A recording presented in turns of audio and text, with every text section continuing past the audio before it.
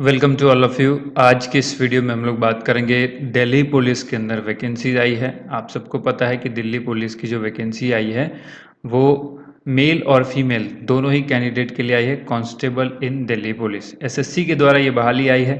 तो डिटेल में जानेंगे क्या इस बहाली में है और कितनी सीट है, कौन कौन से लोग इस फॉर्म को भर सकते हैं, सैलरी क्या होगी, सारी जानकारी इस वीडियो के माध्यम से आपको दी जाएगी। तो चलिए यहाँ पर हम लोग देखते हैं। सबसे पहला यहाँ पर आप देख सकते हैं ये जो नोटिफिकेशन है 1 सितंबर से लेकर के 30 सितंबर 2023 तक आप ऑनलाइन एप्लीकेशन फॉर्म इसके लिए भर सकते हैं। Delhi police examination 2023 male and female constable executive का ये पोस्ट है। Last date and time of receipt of online application, जो लास्ट डेट है इसको भरने का 30 सितंबर 2023। Last time of making online fee ये भी 30 तारीख तक है। इसके बाद लिखा date of windows for application form correction and online payment of correction charge. ये जो है 3/10 से लेकर के 4/10 तक लास्ट टाइम आपको मिलेगा कि ये एप्लीकेशन विंडो ओपन रहेगा ऑनलाइन पेमेंट और करेक्शन चार्ज के लिए। शेड्यूल बेस्ड जो कंप्यूटर बेस्ड एग्जामिनेशन है ये दिसंबर 2023 में होगा और इसके लिए एक अलग से नोटिस भी एसएससी ने जारी किया है, वो भी हम लोग देखेंगे। ठीक है, तो चलिए आगे देख लेते हैं कौन कौन से लोग इस फॉर्म को भर सकते हैं। सबसे पहले देखिए कि पे स्केल जो है वो क्या होगा। पे स्केल यानी सैलरी की बात करें तो ये लेवल 3 का होगा। 21,700 से लेकर 69,100 इसके बीच में आपको जो है सैलरी मिलेगी दिल्ली पुलिस के अंदर। इसके बाद है नेम ऑफ द पोस्ट, कौन कौन सी वैकेंसीज है किस किस पोस्ट पर। कांस्टेबल एग्जीक्यूटिव मेल के लिए जो टोटल पोस्ट है 4,453। इसके अलावा कांस्टेबल फीमेल के लिए बात करें तो ये 266 पोस्ट है। और कांस्टेबल एग्जीक्यूटिव मेल के लिए जो है एक्स सर्विसमैन वाला, तो ये आप कमांडो पैरा 3.1 कैटेगरी में होगा। 3.1 में आप देखेंगे डिटेल में तो वहाँ पर आपको नज़र आएगा 337 पोस्ट उसके लिए है। इसके बाद देखिए ये भी एक्स सर्विसमैन था, कमांडो कांस्टेबल एग्जीक्यूटिव मेल, और इसमें एससी एसटी सबको इंक्लूड करके है। इसमें भी एससी एसटी इंक्लूड करके है। कांस्टेबल एग्जीक्यूटिव फीमेल इनकी जो पोस्ट है वो 2491 है, यानी 2491। तो टोटल यहाँ पर 7,547 पोस्ट है। ठीक है, ये ध्यान रखना है 7,547 टोटल पोस्ट है। आगे देखिए कौन कौन से लोग इस फॉर्म को भर सकते हैं। जिनकी उम्र सीमा 18 से लेकर 25 साल तक है 1/7/2023 के अकॉर्डिंग वो इस फॉर्म को भर सकते हैं। यानी आपकी डेट ऑफ बर्थ 2/7/1998 से पहले नहीं होनी चाहिए और 1/7/2005 के बाद नहीं होनी चाहिए अगर आप जनरल कैंडिडेट हैं। बाकी एज में जो रिलैक्सेशन है, जो छूट है वो इस प्रकार से है। एससी एसटी को 5 साल है, ओबीसी को 3 साल है। Sports person of distinctions who have national level के जो गेम खेले हुए हैं उनको 5 साल की है यहाँ पर।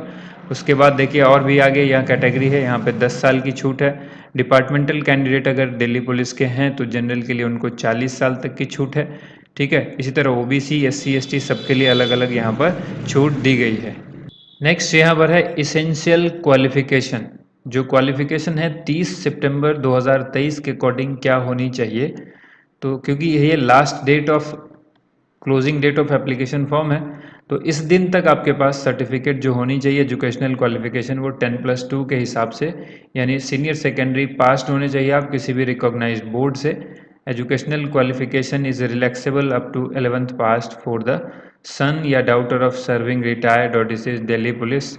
तो multitasking staff of Delhi police इन सब के लिए जो है 11th पास अगर ये हैं तो उनको ये छूट मिली हुई है। ठीक है, ये अलग बात है, लेकिन जनरली जो है आपको 10+2 पास होना चाहिए 30 सितंबर 2023 के अकॉर्डिंग। उसके बाद देखिए आगे यहाँ पर है male candidate must possess a valid driving licence for LMV. यानी आपके पास अगर आप मेल कैंडिडेट हैं और दिल्ली पुलिस के अंदर कांस्टेबल की इस भर्ती को भरना चाहते हैं, फॉर्म भरना चाहते हैं, ठीक है, तो आपके पास ड्राइविंग लाइसेंस यानी डीएल होना चाहिए। किसी भी स्टेट का हो चलेगा।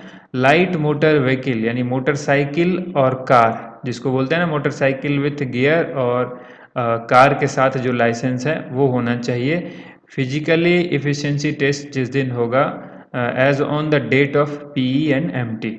ठीक है, learner licence is not acceptable. तो ये लिखा हुआ है कि लर्निंग लाइसेंस जो है उस डेट में एक्सेप्टेबल नहीं होगा, आपके पास जो है वो लाइसेंस होना चाहिए। Candidates who have acquired essential educational qualification as on stipulated date will not be eligible and need not to apply। मतलब जिस डेट की बात ये कर रहे हैं, अगर उसके बाद आपका एजुकेशनल क्वालिफिकेशन है तो फिर आप इसको अप्लाई नहीं करेंगे। ठीक है, इसके बाद देखिए आगे जो डिटेल है वो दी गई है यहाँ पर कि अगर आपके पास एनसीसी सर्टिफिकेट है, यानी अगर आप एनसीसी सर्टिफिकेट के होल्डर्स हैं तो आपको एक्स्ट्रा बोनस मार्क्स मिलेगा रिटन एग्जामिनेशन जो होगा उसके अकॉर्डिंग।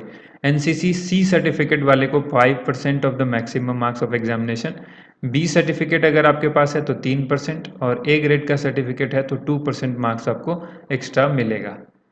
इसी तरह से यहाँ पर कुछ और दिया गया है, वेटेज ऑफ एडिशनल मार्क्स ये दिया गया है क्लास ऑब्टेन्ड इन डिग्री या पोस्ट ग्रेजुएशन डिप्लोमा रक्षिता राष्ट्रीय रक्षा यूनिवर्सिटी के थ्रू अगर आपको ये डिस्टिंक्शंस मिला हुआ है तो 5% एक्स्ट्रा मार्क्स मिलेगा। फर्स्ट क्लास है तो 4%, सेकेंड क्लास है तो 3%, पास क्लास है तो 2%। यहाँ पे दिया गया कि अगर आप डिग्री आपके पास है या पोस्ट ग्रेजुएट डिप्लोमा सर्टिफिकेट राष्ट्रीय रक्षा यूनिवर्सिटी से अगर हैं तो आपको ये एक्स्ट्रा मार्क्स मिलेगा।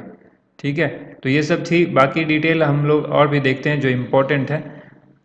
एप्लीकेशन फ़ी यहाँ पर आपके लिए सिर्फ 100 रुपये है। बाकी कई जगह जब आप फॉर्म भरते हैं एसएससी के अलावा तो आपको तो कई सारी फीस देनी पड़ती है, जैसे कि कहीं 700 लगता है, कहीं 750, कहीं 1300, कहीं 1200। तो आप यहाँ देखें एसएससी ने काफ़ी कम फ़ी रखी हुई है, 100 रुपये रखा हुआ है। ठीक है, उसमें भी रिलैक्सेशन है कुछ लोगों को, जैसे कि SC ST को अलग है फीस। इसके बाद देखिए आगे यहाँ पर क्वेश्चन आपसे बन सकता है आप लोगों का कि सर हम लोग अगर किसी अदर स्टेट के हैं तो सेंटर कहाँ पर होगा। तो देखिए सेंटर के रिलेटेड जो ये डिटेल है वो यहाँ पर है। आप अगर सेंट्रल रीजन यानी CR में भरते हैं यानी बिहार एंड उत्तर प्रदेश में तो आपका जो सेंटर है वो इन जगहों पर होगा। इसी तरह आप देखेंगे ईस्टर्न रीजन वाले के लिए यहाँ पर सेंटर है। सेंटर की ये पूरी लिस्ट है, SSC हमेशा से ये देता आ रहा है तो आप इसको तो जानते ही हैं। नेक्स्ट यहाँ पर जो है वो अपडेट आपके लिए काफ़ी इम्पोर्टेंट है कि ये जो एग्ज़ाम होगा स्कीम ऑफ एग्जामिनेशन जो है वो क्या है। तो ये स्कीम ऑफ एग्जामिनेशन सबसे पहले कंप्यूटर बेस्ड एग्जामिनेशन होगा, उसके बाद physical endurance and measurement test. ठीक है, followed by the medical examination, यानी 3 स्टेज होगा। पहला रिटन ऑब्जेक्टिव एग्जाम होगा कंप्यूटर बेस्ड, दूसरा जो है वो फिजिकल टेस्ट होगा, साथ में डॉक्यूमेंट होगा आपका चेक होगा, मेजरमेंट टेस्ट होगा, मेजरमेंट टेस्ट यानी हाइट वगैरह आपकी मापी जाएगी। उसके बाद देखिए तीसरा जो है वो मेडिकल एग्जामिनेशन। अब जो है जिन लोगों की भी कंप्यूटर बेस्ड एग्ज़ाम में मार्क्स अच्छे आएंगे और उनका सिलेक्शन होता है तो उनको फिर आगे के स्टेज में बुलाया जाएगा। यहाँ पर दिया गया है कि mark scored by candidates in a computer based examination if conducted in multiple shift will be normalise. तो नॉर्मलाइजेशन होगा, एक सिंपल लाइन में आप जान लीजिए नॉर्मलाइजेशन होगा एग्ज़ाम में। इसके बाद यहाँ पर देख लीजिए डेट ऑफ एग्जामिनेशन वो हम अगली नोटिफिकेशन में देखेंगे, आगे नोटिफिकेशन भी जारी कर दी गई है। Computer based examination, the computer based examination जो है वो 100 नंबर के होंगे, 100 क्वेश्चन होगा, 100 मार्क्स होगा। ठीक है, यानी 100 गुने 1, एक क्वेश्चन 1 मार्क्स का होगा। और इसमें सब्जेक्ट कौन कौन होंगे वो देखिए। पार्ट ए में जनरल नॉलेज और करंट अफेयर्स के क्वेश्चंस मिलेंगे आपको, नंबर ऑफ क्वेश्चन 50, मार्क्स होगा 50। रीजनिंग जो है वो 25 क्वेश्चन आपको मिलेगा 25 मार्क्स का। न्यूमेरिकल एबिलिटी जिसको आप कह सकते हैं मैथमेटिकल एप्टीट्यूड, तो यहाँ पर गणित के जो है 15 प्रश्न होंगे 15 मार्क्स के। और पार्ट डी में computer fundamental, MS Excel, MS Word, communication, internet, WW and web browser, ये कंप्यूटर सब्जेक्ट के क्वेश्चन होंगे। 10 क्वेश्चन होंगे 10 मार्क्स के। और टोटल जो क्वेश्चन यहाँ पर आपके सामने आया वो कितना आया, देखिए 15 10 25 25 50 और 100, तो 100 क्वेश्चन हुआ। 100 क्वेश्चन के लिए आपको टाइम मिल रहा है 90 मिनट्स। ठीक है, 90 मिनट्स यानी 1.5 घंटा आपको टाइम दिया जाएगा। और इसमें ध्यान ये रखना है कि नेगेटिव मार्किंग है 0.25 की। 100 क्वेश्चन 100 मार्क्स का है, लेकिन अगर आपने 10 क्वेश्चन गलत कर दिए तो आपके जो है 2.5 मार्क्स कटेंगे। ठीक है, इस तरह से ध्यान रखना है कि इसमें 25% जो है वो नेगेटिव मार्किंग है, 1/4। कंप्यूटर बेस्ड एग्जामिनेशन जो है हिंदी और इंग्लिश दोनों में ही होगा। उसके बाद आंसर की भी जारी की जाएगी, ये बाकी चीज़ है। और यहाँ पर जो है सिलेबस दिया गया है, जनरल नॉलेज में क्या होगा, रीजनिंग में क्या होगा, न्यूमेरिकल एबिलिटी में क्या होगा और कंप्यूटर के सब्जेक्ट का सिलेबस क्या होगा। फिजिकल के लिए बात करें, physical endurance and measurement test जो है वो इसमें दिया गया है कि किस तरह से होना चाहिए। यहाँ पर देख लीजिए अगर एज 30 ईयर्स तक है तो उनके लिए 1600 मीटर की रेस कराई जाएगी। लॉन्ग जंप 14 फीट का होगा और 3 फीट 9 इंच का हाई जंप होगा। 30 से ऊपर और 40 के तक हैं अगर एज, तो 7 मिनट का रेस आपको कंप्लीट करना है, 1600 मीटर 7 मिनट में, 13 फीट का लॉन्ग जंप और 3.5 फीट का हाई जंप करना होगा। 40 साल से ऊपर हैं तो 8 मिनट में कंप्लीट करना होगा ये रेस, 12 फीट लॉन्ग जंप और 3 फीट 3 इंच हाई जंप करना होगा। एज के अकॉर्डिंग इन्होंने कन्वर्ट किया हुआ यहाँ पर। और अब बहुत लोगों का सवाल होगा कि एज, तो एज के बारे में हमने पहले ही बता दिया कि कुछ लोग ऐसे हैं जो एक्स सर्विस मैन होंगे तो एज ज़्यादा होगी, कुछ को रिलैक्सेशन मिलेगा तो वो 30 तक चले जाएंगे। वैसे 18 से 25 नॉर्मली एज जो है वो मांगी गई है। ठीक है, आगे देखते हैं। हाइट जो है वो कितनी होनी चाहिए, मिनिमम 170 सेंटीमीटर होनी चाहिए जनरल कैंडिडेट के लिए, बाकी रिलैक्सेशन यहाँ पर दिए गए हैं। एसटी कैंडिडेट को 5 सेंटीमीटर, और डोगरा, मराठा, सिक्किम, इन सब जगहों के लोगों के लिए, हिमाचल प्रदेश, जम्मू कश्मीर, लेह लद्दाख, इनको भी 5 सेंटीमीटर की जो है, जो हिल एरियाज़ के लोग हैं उनको 5 सेंटीमीटर की छूट दी गई है। ठीक है, और जो दिल्ली पुलिस से डिसीज्ड दिल्ली पुलिस या मल्टीटास्किंग स्टाफ, रिटायर्ड जो हैं वहाँ के जो बच्चे हैं रिटायर्ड पुलिसमैन के, या फिर डिसीज्ड दिल्ली पुलिस या मल्टीटास्किंग स्टाफ के, उनको भी 5 सेंटीमीटर की छूट दी गई है। चेस्ट जो है वो 81 सेंटीमीटर होना चाहिए, मिनिमम 4 सेंटीमीटर का एक्सपेंशन होना चाहिए, यानी अगर मिनिमम पहले आपका बिना फुलाए चेस्ट 81 है, फुलाने के बाद 85 सेंटीमीटर होना चाहिए। हिल एरियाज़ के लिए कुछ रिलैक्सेशन है, 5 सेंटीमीटर एसटी वाले को जो है वो रिलैक्सेशन है, तो इस तरह से यहाँ पर आप देख सकते हैं। इसके बाद देखिए, ये फीमेल कैंडिडेट के लिए कुछ एज और एज के अकॉर्डिंग उनकी रेस दी गई है। 1600 मीटर 30 साल वाले को 8 मिनट में करना है, लॉन्ग जंप 10 फीट है, और हाई जंप जो है वो 3 फीट का है। इस तरह से अलग अलग एज के अकॉर्डिंग यहाँ पर डिटेल दी गई है। एक खास बात मेडिकल स्टैंडर्ड में आप लोग को याद रखना है कि जो भी टैटू वगैरह है आपके बॉडी पर नहीं होना चाहिए, वो परमिसिबल टैटू जो है वो परमिसिबल नहीं है। और विजन जो है वो भी 6/12 यहाँ पर देखिए, the candidate should be in sound state of health, free from defect. Vision जो है वो यानी eye vision 6/12 without glass both eyes होना चाहिए, फ्री फ्रॉम कलर ब्लाइंडनेस भी नहीं होना चाहिए। और यहाँ पर tattoo on various part of the body are permissible as per the details given. जहाँ जो टैटू परमिसेबल है उनके बारे में दिया गया है। जैसे टैटू जो है वो रिलीजियस टैटू अगर होगा तो वो अलाउड है, नेम वगैरह है तो वो अलाउड होगा। ठीक है, तो वो परमिटेड है। Location, tattoo marked in traditional site of the body, traditional sites of the body like inner aspects of four arm but only left four arm, तो ये ध्यान रखना है। साइज जो है वो 1/4 ऑफ द पर्टिकुलर पार्ट, एक किसी भी जगह का, जैसे एल्बो है और हैंड है तो उसके एल्बो और हैंड के 1/4 पार्ट में होना चाहिए, यानी चौथाई हिस्से में ही तक टैटू होना। ऐसा नहीं कि पूरे पूरे एल्बो पर या पूरे हर जगह पर हो, तो ये अलाउ नहीं है। जितना अलाउ है वो यहाँ पर डिटेल में लिखा गया है। आगे देखिए, आपको बता ही दिया कि डॉक्यूमेंट जो है आपके पास क्या क्या होना चाहिए।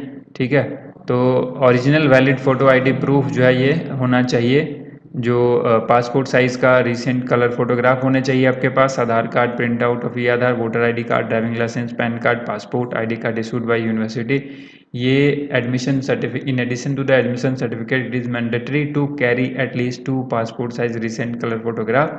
ठीक है, ये और डेट ऑफ बर्थ उस पर प्रिंटेड होना चाहिए। ये डॉक्यूमेंट जो है आपके पास रहने चाहिए। बाकी आप सबको पता है कि फॉर्म किस तरह से भरना है। डॉक्यूमेंट वेरिफिकेशन के समय में जब ये 2 स्टेज आप पार करेंगे, 3 स्टेज, उसके बाद ही डॉक्यूमेंट वेरिफिकेशन की चीज़ है। तो चलिए, इस वीडियो में बस इतना ही। उम्मीद करते हैं आपको ये वीडियो पसंद आई होगी। वीडियो को ज़्यादा से ज़्यादा लाइक एंड शेयर कीजिएगा। थैंक यू सो मच आप सभी लोगों का वीडियो देखने के लिए बहुत बहुत धन्यवाद।